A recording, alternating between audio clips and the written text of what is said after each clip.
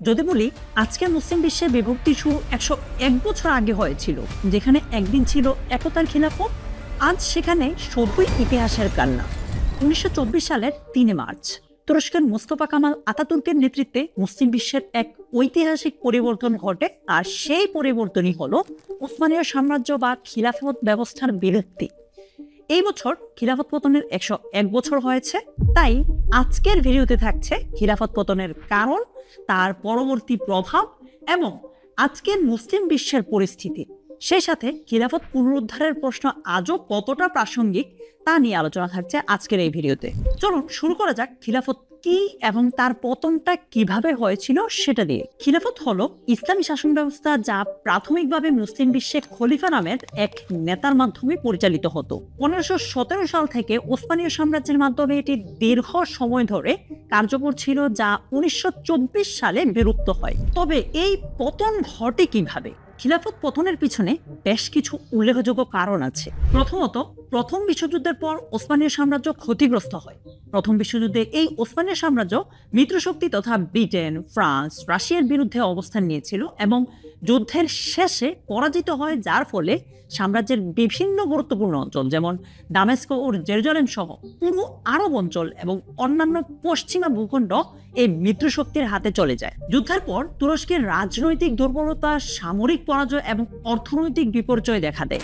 দ্বিতীয়ত, আতাতুর্কের নেতৃত্বে তুরস্কে একটি শক্তিশালী জাতীয়তাবাদী আন্দোলন গড়ে ওঠে।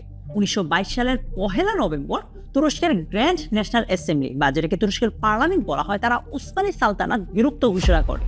1923 সালের 24 জুলাই লুজান চুক্তি স্বাক্ষরিত হয়, যেখানে কামাল পাশার নেতৃত্বে তুরস্ককে একটি রিপাবলিক বা প্রজাতন্ত্র ঘোষণা করা হয় এবং আঙ্কারাকে রাজধানী হিসেবে ঘোষণা করা হয়। মুস্তফা কামাল আতাতুর্ক তার সরকারি ক্ষমতা গ্রহণের মাধ্যমে খিলাফত ব্যবস্থা বিলুপ্ত করেন। তিনি উসমানীয় সাম্রাজ্যের শেষ সুলতান আব্দুল মজিদকে নির্বাসিত করেন এবং মুসলিম বিশ্বের ঐতিহাসিক খিলাফত ব্যবস্থা শেষ করেন। এটি ছিল তুরস্কে আধুনিক রাষ্ট্র প্রতিষ্ঠার একটি গুরুত্বপূর্ণ পদক্ষেপ।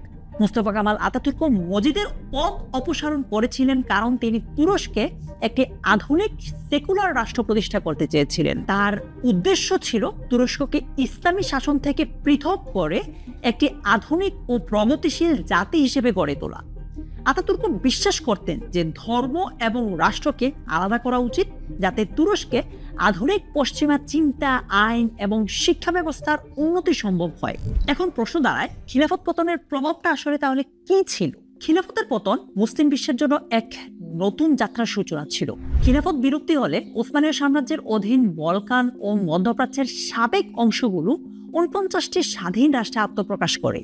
অনেক মুসলিম রাষ্ট্র নতুন ধরনের রাজনৈতিক চিন্তা এবং সংগঠন সৃষ্টি করে, যার মধ্যে আধুনিক রাষ্ট্র ব্যবস্থা, গণতন্ত্র এবং স্বাধীনতা নিয়ে নতুন ধারণা গড়ে ওঠে।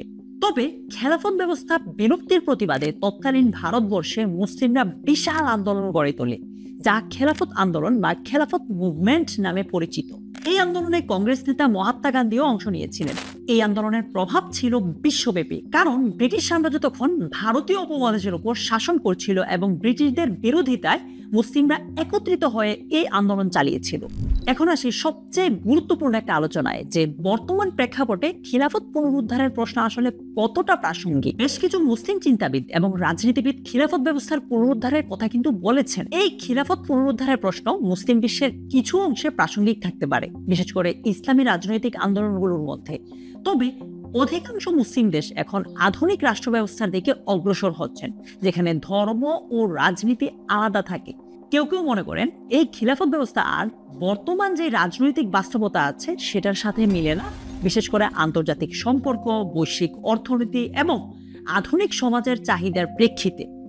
তাহলে প্রশ্ন দাঁড়ায়, খিলাফত কি শুধুই ইতিহাস, নাকি এখন তার মধ্যে ভবিষ্যতের কোনো সম্ভাবনা লুকিয়ে আছে? আধুনিক রাষ্ট্র ব্যবস্থার জোয়ারে ভেসে যেতে যেতে মুসলিম বিশ্ব কি একদিন আবার কোনো এক আদর্শিক একতার পথে ফিরতে পারবে, নাকি খিলাফতের পাতাগুলো শুধুই ইতিহাসের বইয়েই ধুলোমলিন হয়ে থাকবে? আমাকে অবশ্যই কমেন্টে জানাবেন। আর হ্যাঁ, আপনারা চাইলে 4 খলিফার উপর আলাদা আলাদা ভিডিও দিতে পারি, তাহলে আরো বিস্তারিত ধারণা পেয়ে যাবেন যে ইসলামী খেলাফত ব্যবস্থা আসলে কেমন ছিল। ভিডিওটি শেয়ার করে আরো বেশি মানুষের কাছে পৌঁছে দেওয়ার অনুরোধ জানিয়ে আজকের মতো এখানেই শেষ করছি।